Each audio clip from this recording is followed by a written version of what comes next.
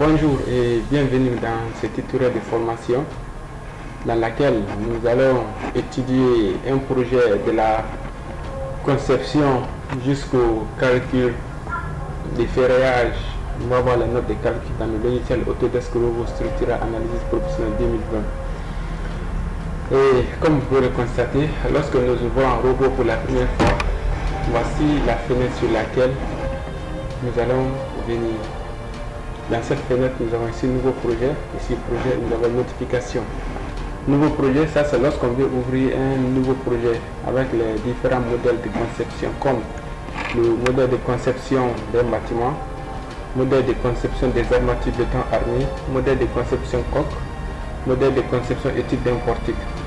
Ici, par défaut, il y a 4 modèles de conception qui nous sont présentés. Lorsqu'on ouvre l'ensemble des modèles de conception que le logiciel Autodesk nous propose, nous allons venir sur plus. Et voici, ici nous allons maintenant voir les différents types de modèles de conception.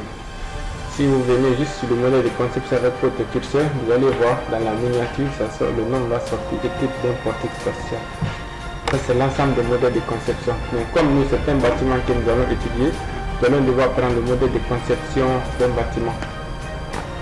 Alors ici il est vraiment plus modèle de choisir le modèle de conception avant de commencer votre calcul.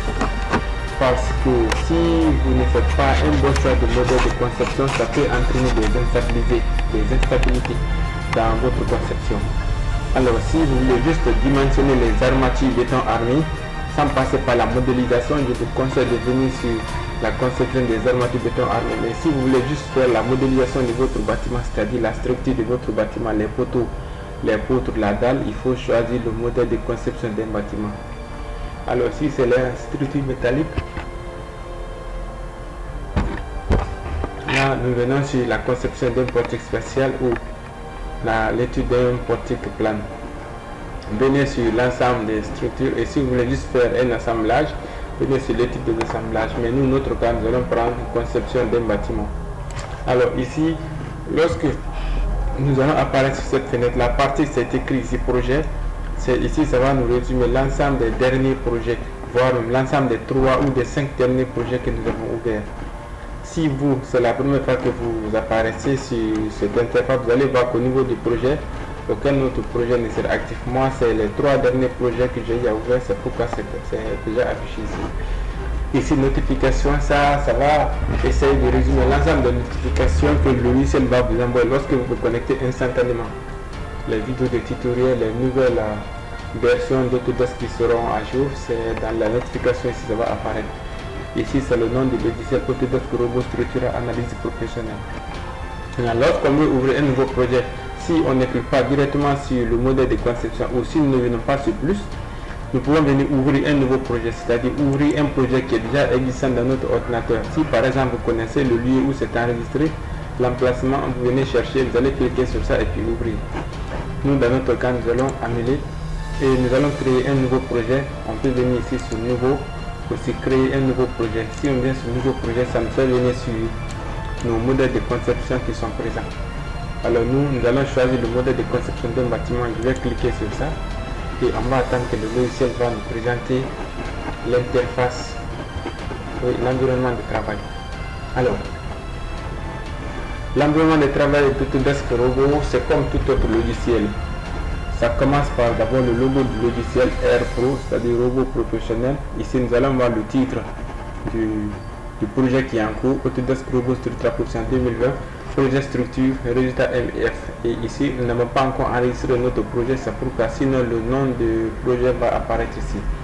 En dessous de la barre du titre, nous voyons ici les différents menus. Ces menus, par exemple, nous avons le menu fichier, édition, affichage, structure, chargement, analyse, résultat, l'ensemble de tous les menus. Les menus dans lesquels se trouvent aussi autres menus déroulants qui nous permettent d'avoir accès à des objets. Par exemple, si nous venons sur le menu fichier, c'est un menu déroulant dans lequel on voit aussi plusieurs autres menus déroulants. Un menu déroulant, c'est lorsque vous venez sur le menu et que vous voyez déjà une flèche qui se trouve en face de ce menu, c'est ça qu'on appelle menu déroulant. Ici, nous avons dans le menu fichier, nous avons un nouveau projet, ouvrir, enregistrer le projet sur importer jusqu'où il nous dit de quitter le logiciel. Dans le menu édition, c'est le menu qui va nous permettre de faire tout ce qui est modification sur notre structure. à savoir annuler la dernière commande que vous venez de faire, rétablir, couper, copier, coller, supprimer. Tout ce qui nous permet d'avoir des modifications sur la structure pendant qu'on travaille, c'est dans le menu édition. Comme on attend édition, dans édition on entend éditer. Ici affichage, c'est ce qui va nous permettre aussi de gérer tous les paramètres visuels de notre logiciel, à savoir la vue dynamique, le zoom, panoramique, projection 3D, rotation, ici saisie 3D, le view cube. View cube, nous allons voir comme nous sommes ici d'abord en projection, mais sinon si nous venons dans vue ici et nous venons dans affichage, c'est le view cube qui est là, view cube propriété. Si je clique sur view cube, vous allez voir afficher le view cube. Si je désactive ici, je dis ok, vous allez voir que le view cube a disparu. Donc je viens sur afficher view cube, je vais afficher le view cube. C'est un peu pour vous montrer que tout ce qui est paramètres visuels de notre logiciel, dans affichage on voit. Ici dans structure, comme on peut l'entendre, structure, ça résume l'ensemble des éléments de structure à quoi nous aurons affaire. Parmi ces éléments, nous allons voir le type de structure que nous allons étudier, la définition des axes, les étages, les murs, les barres, tout ce qui est élément de structure sur le logiciel, c'est ici on peut avoir accès à la structure. Ici chargement, dans les chargements, nous allons voir les cas de charge, les définitions des charges, les vents, les simulations et les différents autres charges de calcul. Dans analyse, c'est ici nous allons voir les types d'analyse qu'on peut appliquer sur le logiciel et lancer les calculs, le traitement des résultats, la vérification de la structure, les maillages. Dans résultats, ici comme on peut voir, nous pouvons voir les informations sur les différents nœuds, les différents barres. Nous pouvons voir le diagramme des barres, la cartographie des barres. Dans dimensionnement, où nous pouvons voir le dimensionnement des barres d'acier, dimensionnement des barres d'acier option, le dimensionnement des assemblages. Mais nous, ce qui nous concerne, c'est le ferrage réel des éléments béton armure parce que nous sommes dans l'étude d'un bâtiment. Et le bâtiment que nous allons modéliser sera un bâtiment béton armé, donc nous verrons ici le ferrage réel des éléments béton armé. Dans les outils, ici nous allons voir les cotations, les modes d'accrochage du pointeur, les unités formats. Ça c'est pour venir paramétrer nos unités de travail, nous allons venir tout à l'heure. Les coordonnées des points, le débit, ce qui va nous faire un ensemble de résumés sur les différentes quantités de nos éléments, c'est-à-dire la quantité de béton, la quantité d'armature. C'est la définition des sections, la gestion des labels, la calculatrice, la protection par mot de passe. C'est tout ce qui va nous permettre de gérer les outils qui nous permettent de compléter la gestion de notre projet. Ici, les modules complémentaires. Dans ces modules complémentaires, c'est ici nous allons voir si nous avons des extensions de robots vers autres logiciels. C'est dans le module complémentaire nous allons les voir. Tel que si par exemple nous voulons que notre logiciel Autodesk Robot communique avec Revit, nous allons venir voir dans intégration ici. C'est ici directement, ça va faire une intégration entre Autodesk Inventor From Analysis ou Autodesk Revit Structure. On sait que Revit Structure a trois composants, c'est-à-dire Revit Architecture, Revit Structure et Revit MEP, mécanique, électricité, plomberie. Alors si nous voulons faire une intégration de notre logiciel robot vers le logiciel Revit, c'est ici nous allons venir dans module complémentaire. Nous allons voir l'intégration Autodesk Revit. Ici, ce sont les différentes fenêtres. Lorsque nous voulons ouvrir une nouvelle fenêtre ou une fenêtre mosaïque horizontale et cascade fractionnée, c'est ce que nous allons venir. Maintenant, dans la communauté, ça c'est lorsqu'on est connecté au serveur, nous pouvons interagir avec notre communauté. La boîte à idées Autodesk University, ça c'est lorsque nous sommes connectés. Maintenant, en dessous de la barre des menus, nous voyons les outils. Les outils qui sont les résumés des éléments principaux que nous allons voir dans les menus. Par exemple, si nous venons sur le menu sur l'outil nouveau, ouvrir projet, enregistrer, ce sont les outils qu'on retrouve dans le menu fichier, nouveau projet enregistré. Donc tous les outils que vous voyez ici, là, ce sont les condensés des outils qu'on retrouve dans les menus, qui vont nous permettre d'avoir accès à ces outils sans rentrer dans les différents menus ou chercher. Par exemple, si nous venons dans la boîte à outils, structure ici, nous avons la définition des axes, nous avons les poutres, les poteaux, les dalles, les nœuds, nous avons ici les épaisseurs EF. L'ensemble de tous ces outils qui sont ici sur notre bureau vers la droite, on les retrouve dans structure.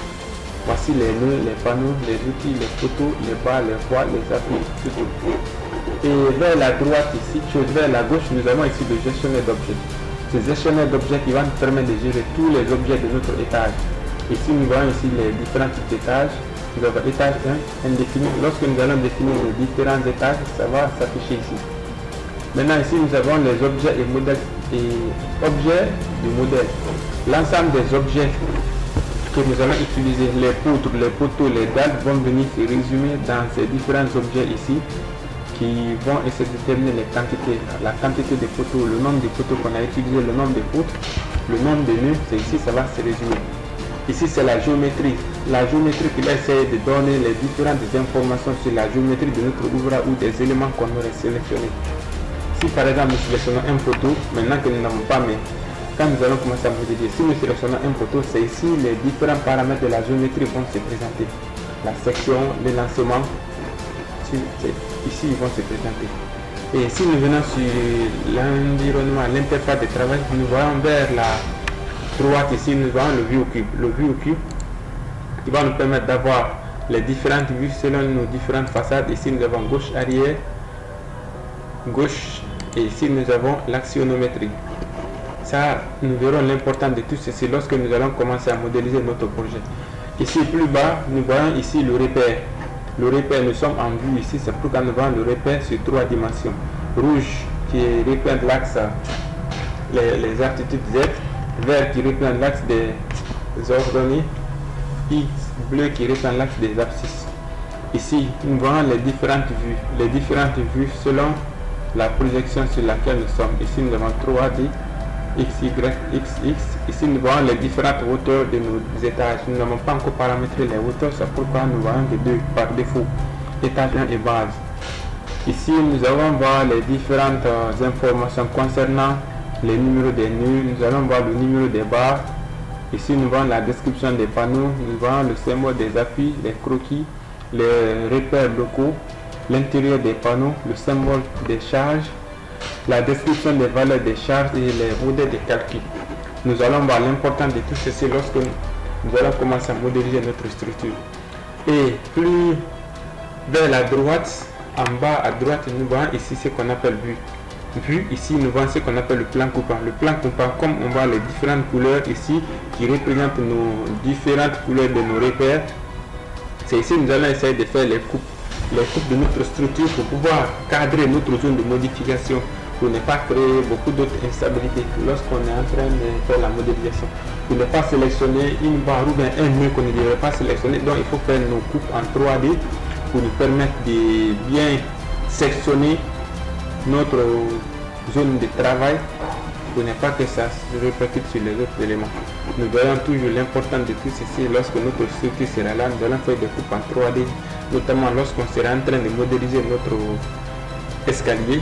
Ce serait très important pour nous le plan coupant.